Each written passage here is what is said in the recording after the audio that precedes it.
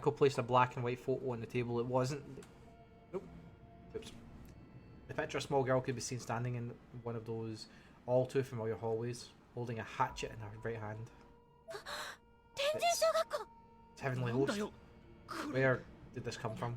We have confirmation that... Wow! Thank you for the host. RGP, thank you for the host, buddy. Hope you're having a wonderful day. We have confirmation then it's a photograph I've taken. Didn't have the power to produce a clear image, but this is the current state within Heavenly Host. I don't understand. What am I looking at? Can't even describe what was going through my head at that moment. Felt like I was about to burst. Aiko, however, remained calm as ever while recounting her story.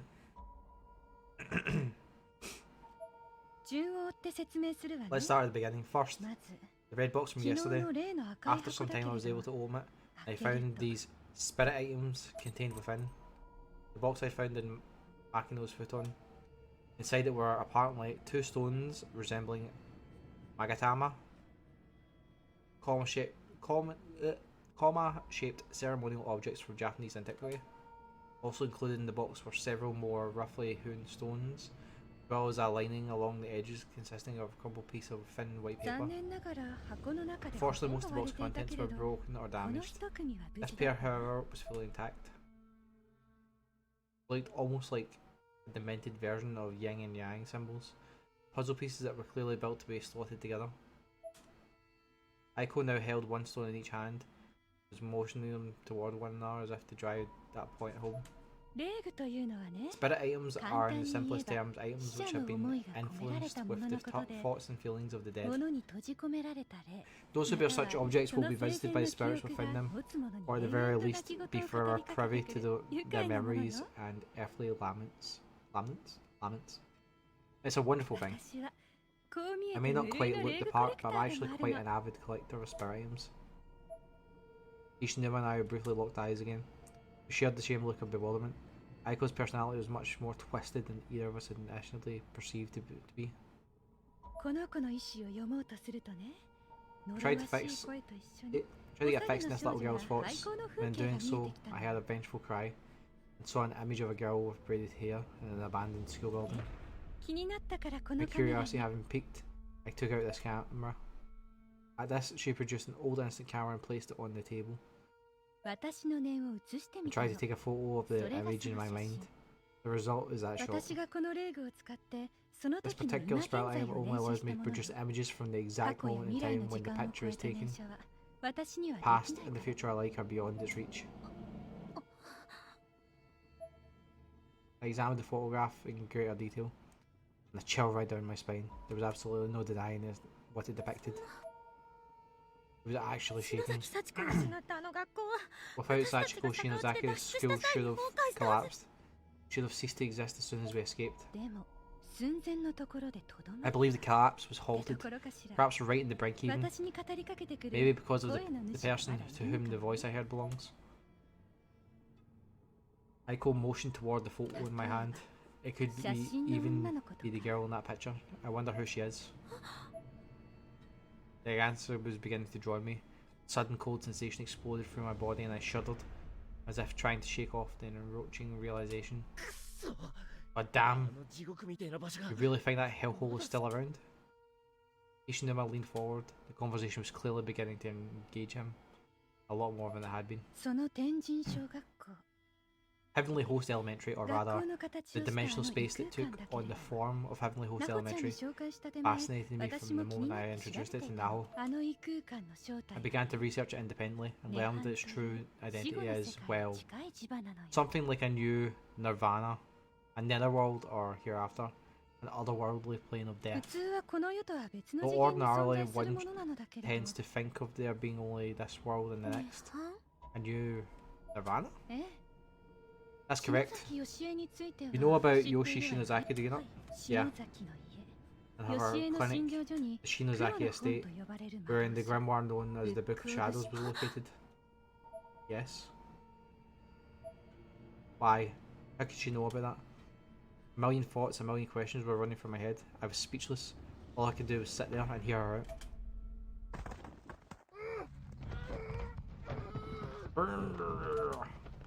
It was like a muffled scream or a moan of agony, the sound you make when you want to make a sound, but are barely able to. That one was a little more forceful, accompanied by a thrashing, caused nearby table like to fall over and roll along the ground. Please dear, come now, you need to stay calm. This was Yoshi Shinozaki's clinic, and Yoshi herself was on top of her husband, holding him down with both of her hands. She continued her Shinto purification chant. To prevent Seiji from biting off his own tongue, he had been gagged with a towel. Needless to say, he wasn't looking particularly well. Not far from where this was occurring, Sachiko stood aghast, trembling as she watched the proceedings with hesitant sidelong glances.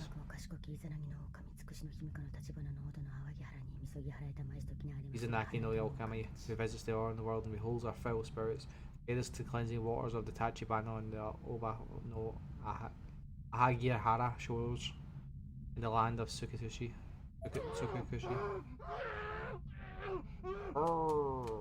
Seiji, still collapsed on the floor, was clearly suffering, his body bent in a most unnatural shape. He was frowningly clawing at his neck. I beseech thee, in the name of the divine virtues of the gods, gather here, to wash away the sins we've committed, the impurities that dwell within our minds and bodies. Sachiko's father screamed through his gag, foam beginning to froth out of his edges. He was going into cyanosis.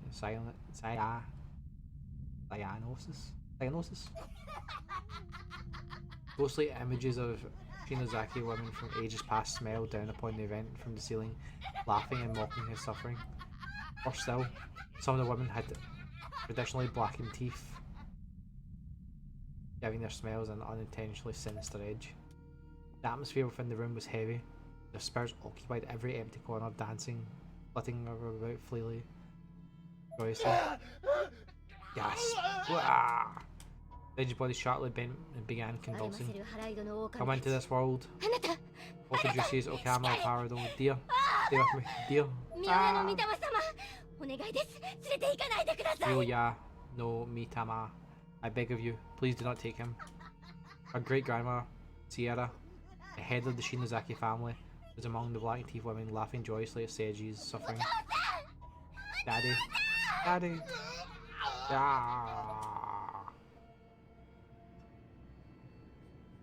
His voice began to weaken, his convulsions began to lose strength. Finally, the last spark of life had left his body, his eyes rolled back in his head, and all movement ceased. Daddy, why aren't you breathing? Sachiko looked up, eyes glazed over with tears.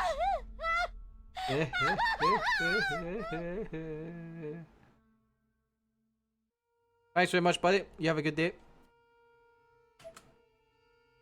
Yoshi too was stricken with grief and despair. This is what it means to be a Shinozaki, to be part of the cursed bloodline. All men who marry in are guaranteed to die quickly. Not even Yoshi could circumvent that fate.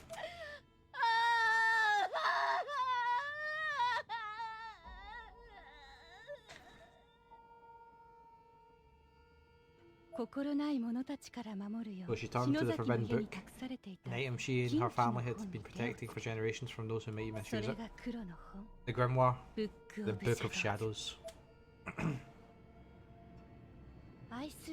To lose the loved one was a fate she'd feared more than anything else, so she tried to offset it through black magic. It was an act of truly absurd foolishness. She must have cared for him so deeply, she would have literally done anything to see him again, no matter the cost to her own immortal soul. Aiko stared deeply into my eyes, seemingly fishing for the reaction to her tale. But then, what happened next was almost beyond belief. I continued listening, and normally stroking the wound on my thigh, as unpleasant memories of my own foolish run-in with black magic resurfaced. Shinozaki blood that flowed through Yoshi's veins was more powerful than anyone could have known. Its energy spawned something much different than what Yoshi intended. By which, of course, I mean... I instantly knew what she was going to say. From the book she created, a new nirvana. There, one could coexist with the dead for all eternity. It was a new dimension cut from the netherworld itself, forcefully born into the world of the living. Yoshie must have lost half her sanity right there. She tried to leave her only child, Sachiko, in the real world, while living with her husband, soul in the new nirvana. The land of corpses. However, this nirvana had a mind of its own. Yoshie couldn't possibly control it, Shinozaki or no. I knew that all too well. Just like Yoshie, I'd experienced my own tragic failure of black magic at the Shinozaki clinic. Black magic has its own blowback of sorts. Her husband's soul was split apart and scattered in all directions, and Yoshi's life too. On the verge of being snuffed out. She knew she'd made a mistake. She deeply regretted it, and as she took what could have only assumed to be her dying breath, her sole daughter, Sachiko, in possession of a nearly limitless spiritual potential, absorbed the entirety of this new nirvana into her body. Sachiko? The poor girl collapsed to the floor, violently thrashing about as the weight of an entire dimension crushed her from the inside. This action had saved her mother's life, certainly, but death would have surely been preferable. Picking herself up, Yoshie rushed to her daughter's side in tears. Cough, cough, mummy, don't die, mummy, sob. Both parent and child were bawling, pain mixing with relief, mixing with pain again. The little girl buried her face into Yoshi's bosom and just cried and cried. Yoshie grasped her tightly in both arms, tears streaming down her face uncontrollably. By this point, Sachiko's body had begun producing a dark blue aura. I'm sorry, Sachi. I'm sorry. Mommy was wrong. Mommy has you, so from now on, Mommy will never leave you. I'll never even think of leaving you again.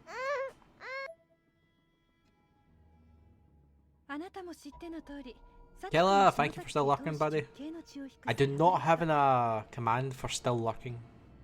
It's not something I've seen anyone really do. So. Appreciate it anyway. As you know, Sachiko is a direct descendant of the Shinozaki line. A thoroughbred.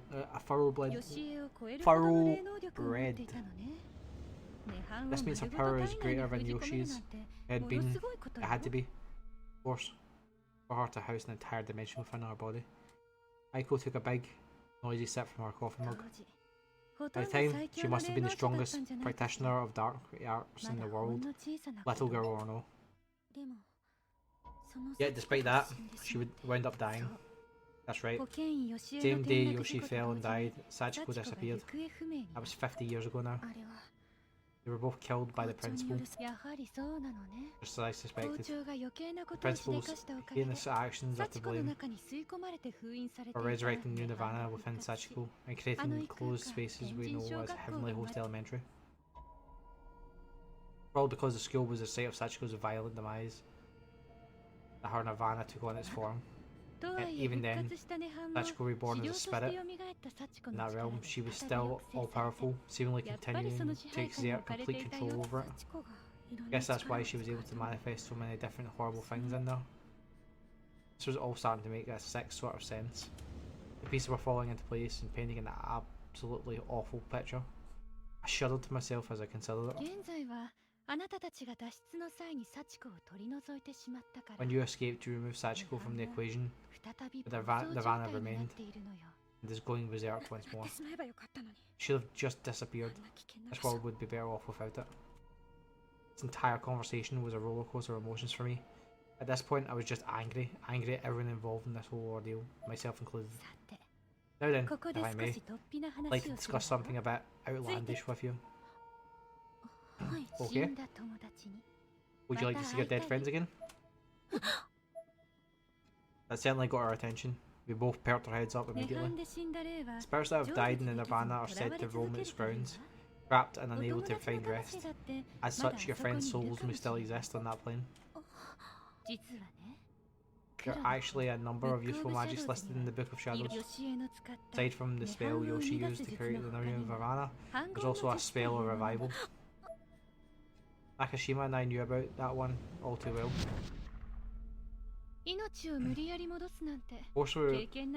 Forcefully returning a life to this plane is, of course, dreadfully taboo, as it's considered an affront to the will of God by virtually all religious organisations.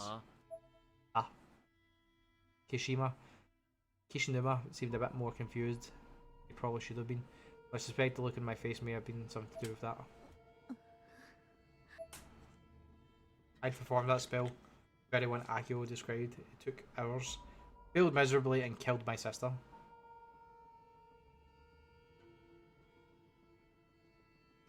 All at once, the guilt returned. I lowered my head solemnly.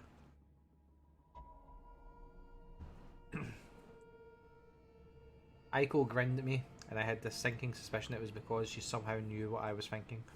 I couldn't be sure. I certainly didn't know how she knew. Still, who cares about bullshit like that, right?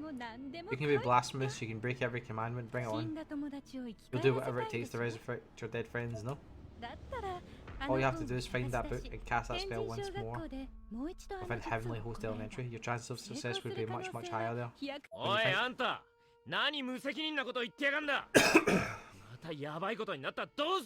Hold on, do you have any idea what you're saying? What happens if things get even worse? I didn't exactly mean to interrupt Kishinuma, but quite honestly, I didn't even realise he was talking. I was too focused on what Aiko had just said. You know about it, don't you? Our failed attempt at Yoshi's place. Me and Nakashima. Aiko tilted her head at me, same wry smile creeping across her face. She'd gone from cold and emotionless to knowing and expressive in a mere instant. I don't think we really believed what was happening to us. It was like a dream. What we saw was impossible. What we experienced was impossible. What was going insane? It shouldn't have been possible. We shouldn't have done it. I wanted to put all this behind me. But it was real. Aiko pointed to the scar on my neck, then one step further,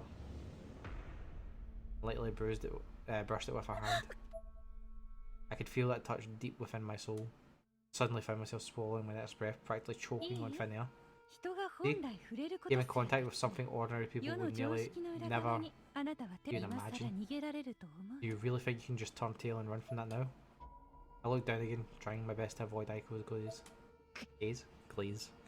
Glaze. Do you really think I can do it? Jesus Christ. When had I started crying? I raised my head again, intent upon looking deep into Aiko's eyes as she answered my question, but she looked so blurry from my tears. I could tell though, that she was smiling at me. It was the same expression, her new standard. I'm not quite sure what you're talking about. Can you be more specific? Can I really? Yes. What is it? I want to hear you say it. What exactly is it that you wish to accomplish? Can I bring everybody back? Nicely done. Aiko patted my head, as one might a dog after a successfully performed trick. What the grimoire produces are miracles, spawned from the wisdom of the witches, and these miracles hold the power to bend fate, even if that fate is set in stone, so to speak. You are a descendant of the house of Shinozaki, a family of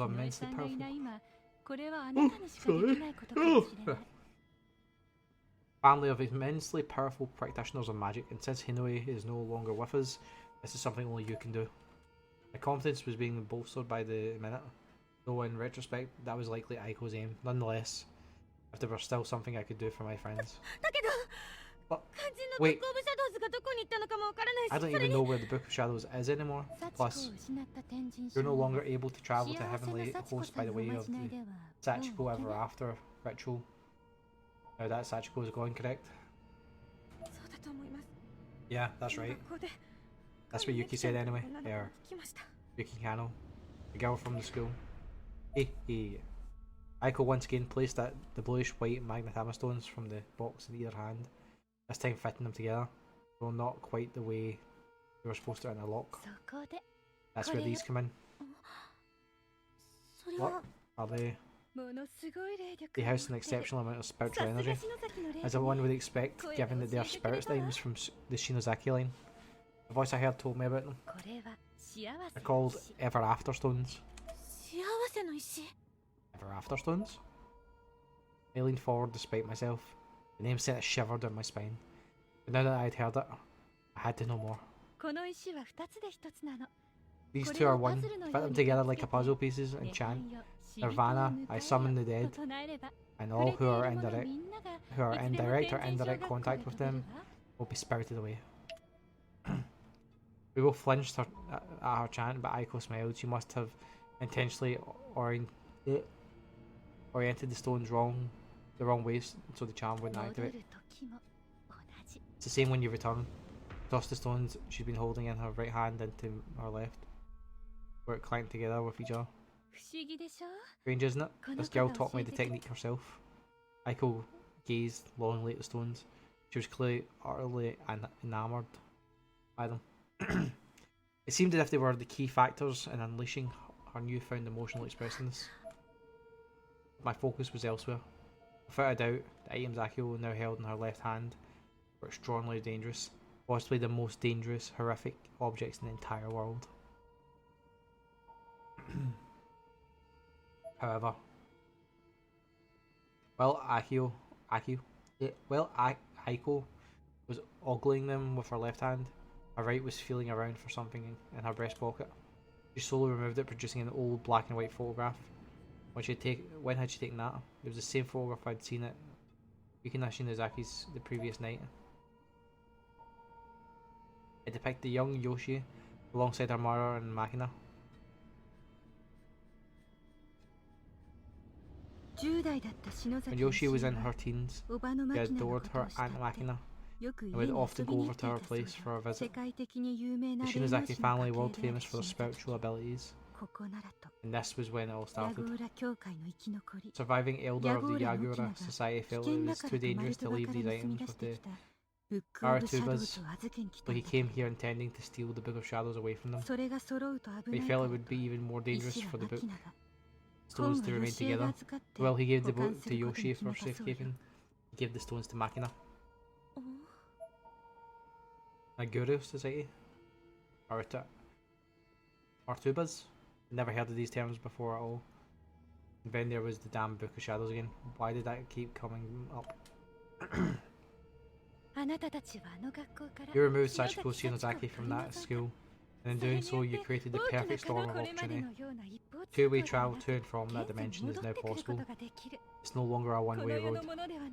A new spiritual hotspot, something not of this world, has been born. She thrust Ever After Stones towards me triumphantly, and continued to make her pitch, growing more excited by the second. I was legitimately speechless. What could I say? Did you see? That place is goldmine. You can no longer claim the world of spirits is fake, or that spiritual investigators like myself are lying. It's all different now. Cult research can be legitimised.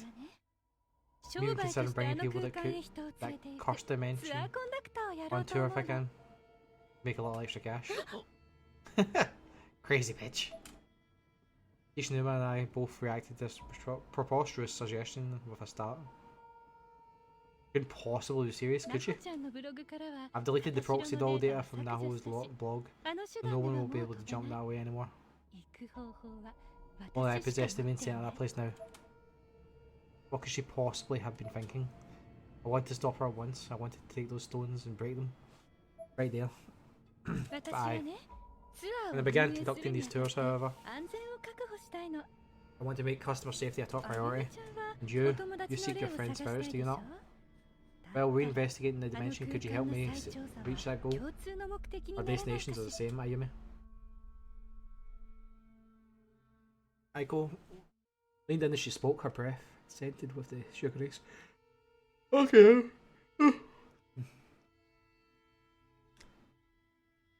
Runlet, thank you for the luck, buddy. Appreciate it.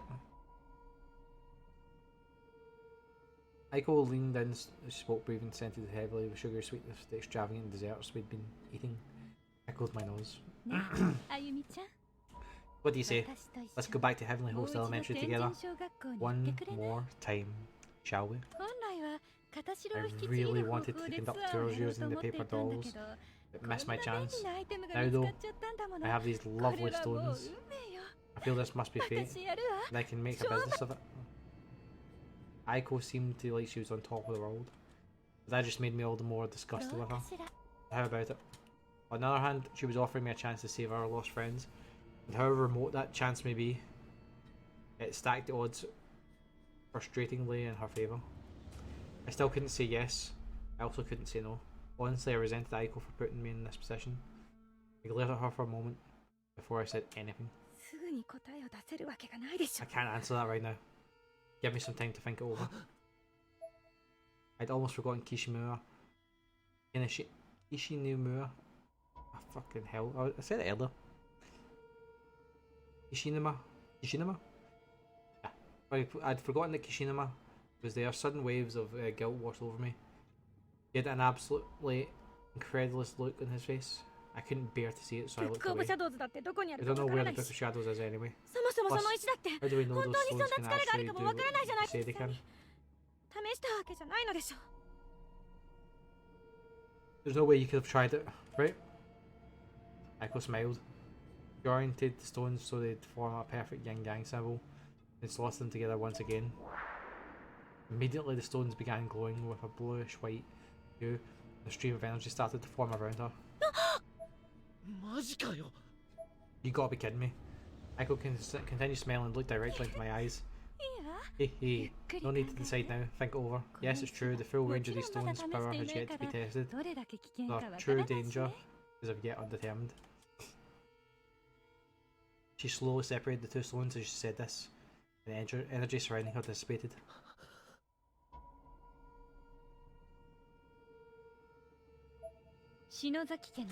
But they're from the home of Mikina Shinozaki, a prominent branch of the Shinozaki tree. The authenticity and the credibility of my intelligence is hard to dispute. Hell of a thing. I see them. Kishinuma.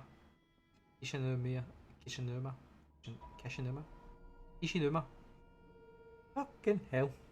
Kishinuma didn't wait for an answer. He grabbed a rafter stones from Aiko's hands and began examining them carefully. Hard to believe this is what was in that box. You weren't planning on keeping these stones all to yourself, were you? Aiko seemed taken back by the question. Way to go, Kishinuma. You managed to catch her off guard. Half the credit for finding them was due to Shinozaki wrecking our skin after all. Aiko seemed to ponder these words for a moment. Hehe. Well then, let's make sure neither of us can go by ourselves. We'll each keep one of the two stones. Alright, give me one, Kishinuma. Kishinuma plucked one of the stones in my hand and slipped the other back to the drawstring pouch Aiko had brought them in. Closed it up. He then casually handed the pouch back to its rightful owner. Feel free to give me a call anytime you like, and don't worry, I'll even help you find the Book of Shadows, free of charge. Aiko flashed us the biggest, most gregarious smile I think I've ever seen. When we do find it, you will go with me, won't you, Ayumi? I closed my eyes and gave something like a half-hearted half nod, lowering my head without raising it again. It was interpreted as a yes, but I'm not sure I meant it that way. That being the case, it's on me today. Aiko got up and grabbed the check. No, I'll pay for mine. I took out my wallet. I had no desire to owe this person anything. Aiko just smiled. Dutch it is then. Oh yes, I almost forgot. I'd like you to have this. Aiko handed her photograph to me. No, it's not going to bite you. I'm not asking you any money for it, so please, just take it with my blessing.